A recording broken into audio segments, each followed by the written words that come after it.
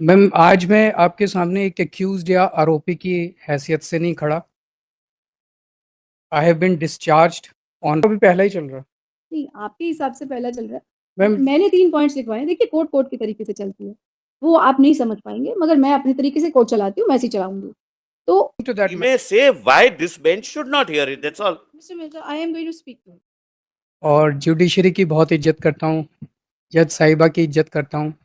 और मेरे ऑपोजिट में तुषार मेहता साहब हैं जो कि देश के सॉलिसिटर जनरल हैं, बहुत बड़े वकील हैं। मैं उनका भी आर्ग्यू करते हैं। मैम 2 मिनट अब आर्ग्यू करते हैं। उनसे सहयोग की अपेक्षा करता हूँ क्योंकि मैं पहली बार आ रहा हूँ। मैं उम्मीद करता हूँ कि क्योंकि आप स्वयं आप खुद कर रहे हैं इसको आर्ग्यू, तो फिर आपको एक लॉयर के तौर पे आप आर्ग्यू कर रहे हैं, तब वो हर चीज़ के लिए आपको मालूम है कि how courts work.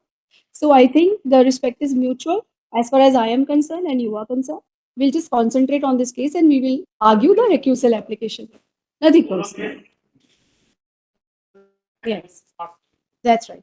Interrupt him or something. I am there to cooperate with you. You can please start your arguments now. Ma'am, आज मैं आपके सामने एक एक्यूज्ड या आरोपी की हैसियत से नहीं खड़ा। I have been discharged, honourably discharged. और मैं एक दो लाइनें केवल जो ट्रायल कोर्ट का Discharged. I have Yeah. not stayed that order. या आई एग्री मैम। तो मैं एक दो लाइनें बस उस ऑर्डर में से पढ़ना चाहूँगा शुरू में। नहीं, आप अभी सुनिए, अभी सिर्फ केवल रिक्यूजल सुन रहे हैं हम। मैम, रिक्यूजल पे आ रहा हूँ, बस 1 मिनट अलाउ कर दीजिए मुझे। मैम, ट्रायल कोर्ट ने लिखा है, बस एक दो लाइनें पढ़ूंगा। This court is left in no manner of doubt that the prosecution case does not disclose even the threshold of a prima facie suspicion, far less the grave suspicion mandated by settled principles of criminal We come jurisprudence. to it later, Mr. Kejriwal, please. Let's concentrate. That's why we are before the court challenging. See, I'm coming to that. He may say why this bench should not hear it. That's all. Mr. Mehta, I am going to speak to him. Now, Mr. Jain, are you assisting him? I'm on exams. So, no. I'm so sorry. I'm so sorry. Once a litigant is allowed to, he says, I have not authorized anyone, means that he is not authorized by anyone. He hasn't authorized anyone. So, we'll not do that. Proxy नहीं करेंगे हम. किसी के लिए भी नहीं. I'm sorry. मतलब, please. नहीं, आप मुझे तो कह ही नहीं सकते. मुझे क्या कहेंगे आप? But देखिए मिस्टर केजरीवाल, हम लोग रिक्यूजल पर आज सुन रहे हैं। मैं रिक्यूजल पे ही आ रहा हूँ। रिक्यूजल पर हम सीधा ही आएंगे। मैं सीधा ही आ जाऊंगा रिक्यूजल पे। मैम, थोड़ा सा हल्का सा बैकग्राउंड मुझे बताना पड़ेगा मैम, थोड़ा सा। क्योंकि मैं ये फाइल को पढ़ चुकी हूँ। मैम, आप पढ़ चुके हैं। मैम, 2 मिनट दे दीजिए मुझे, 2 मिनट मुझे सुन लीजिए। सुनाइए। ट्रायल कोर्ट ने 3 नवंबर से 12 फरवरी के बीच में 3 महीने डे टू डे बेसिस पे हेयरिंग्स की, 40,000 पन्नों के एविडेंस पढ़े और उसके बाद उन्होंने हम लोगों को डिस्चार्ज किया। इन सबको म्यूट कर देंगे, जब तक हम नहीं बोलेंगे वो तब तक कोई नहीं बोलेगा। 9 मार्च को इस केस की इस ऑनरेबल कोर्ट में पहली सुनवाई हुई। 9 मार्च को जब सुनवाई हुई, इस कोर्ट में सीबीआई के अलावा कोई और पार्टी मौजूद नहीं थी। किसी भी पार्टी की सभी पार्टियों की गैर मौजूदगी में एक्स पार्टी बिना नोटिस जारी किए और बिना किसी की सुनवाई किए, बिना किसी का रिप्लाई लिए, इस ऑनरेबल कोर्ट ने ऑर्डर पास किया that prima facie this order appears to be erroneous on certain issues. जो ट्रायल कोर्ट ने 3 नवंबर से 12 फरवरी के बीच में लगभग 3.25 महीने डे टू डे बेसिस पे पूरा दिन सुनवाई करके ऑर्डर पास किया था 40,000 पन्नों को सुनने के बाद, उसको 5 मिनट की सुनवाई में इस ऑनरेबल कोर्ट ने प्राइमा फेसाई गलत डिक्लेयर कर दिया, इरोनियस डिक्लेयर कर दिया। जब ये 9 मार्च का ऑर्डर आया मिलॉर्ड, तो मेरा दिल बैठ गया।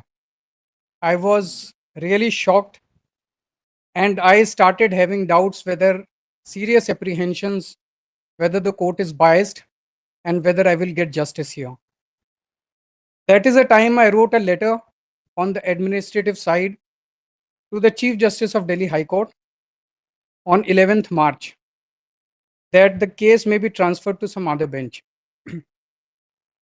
On 13th March, I got a reply that once a case has been assigned to a particular bench according to roster, the decision for the same lies with the respective judge whether he or she wants to recuse or not. After receiving that letter, I filed this recusal application before this honorable court. The question is an apprehension in the mind of the party. In that case also, this court relied upon Ranjit Thakur versus Union of India, which says judge is not to look at his own mind and ask himself, however honestly am I biased, but to look at the mind of the party before him. उस judgement पे rely करके ED को transfer application allow कर दी गई. All that I am demanding, my lord, is same parity as ED, especially when my apprehensions are on much stronger ground than the apprehensions expressed by ED in their application. I've gone through that. Right. So just इस honourable court के सामने 5 पहले cases आ चुके हैं. मेरा case आया था जिसमें whether my arrest was legal or illegal, that was the matter before this honorable court. Sanjay Singh, Manish Sisodia, Kavita and Aman Dhal, इन 4 के केसेस आए थे बेल रिलेटेड मैटर्स. इन 5 केसेस में जो ऑब्जर्वेशंस इस ऑनेबल कोर्ट ने दिए थे, they almost amounted to judgments. I would read out some of the extracts with your kind permission. yes, yes. मेरा केस जो था मैम आपके सामने, my matter related to illegal arrest. The limited matter that the court had to decide was whether investigating officer had reasons to believe. IO had recorded his reasons.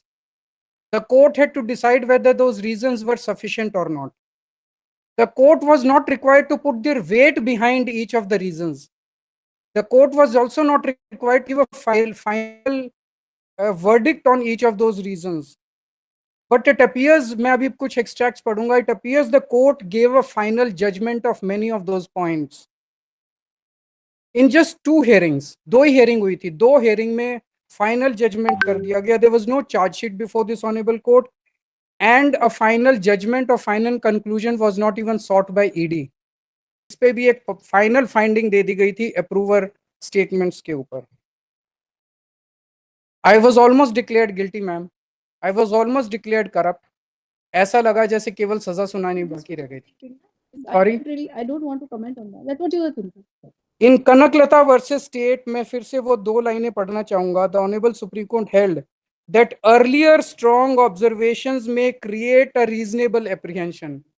These are earlier strong observations of this honorable court, that the court has so committed itself to a given approach or thought process. Trial court के orders इन सभी points पे completely contrary हैं. As I said, trial court ने 3.25 महीने hearings की थी, 40,000 पन्ने. The trial court has concluded no crime took place. There was no corruption. There were no kickbacks. There was no demand of bribery. There was no proceeds of crime. 45 crore bribe charge is wrong.